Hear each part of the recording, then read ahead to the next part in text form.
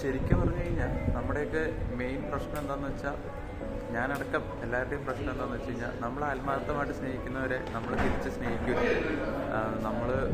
നമുക്ക് ഇമ്പോർട്ടൻസ് തരുന്നവർക്ക് നമ്മൾ തിരിച്ച് ഇമ്പോർട്ടൻസ് കൊടുക്കില്ല. നമ്മൾ അവരെ അവോയ്ഡ് ചെയ്യും. നമ്മൾ അവർക്ക് വേണ്ടത്ര വാല്യൂ ചെയ്യില്ല. നമ്മൾ അവരെ ഇഗ്നോർ ചെയ്യും. അങ്ങനെയൊക്കെ ചെയ്യുന്നതാണ് ഏറ്റവും വലിയ പ്രശ്നം.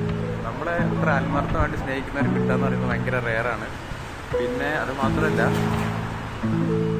ഒന്നേ കിട്ടുള്ളൂ, ഒരു പ്രാവശ്യമേ കിട്ടുള്ളൂ അങ്ങനെ ആത്മാർത്ഥമായിട്ട് സ്നേഹിക്കുന്നവരെ.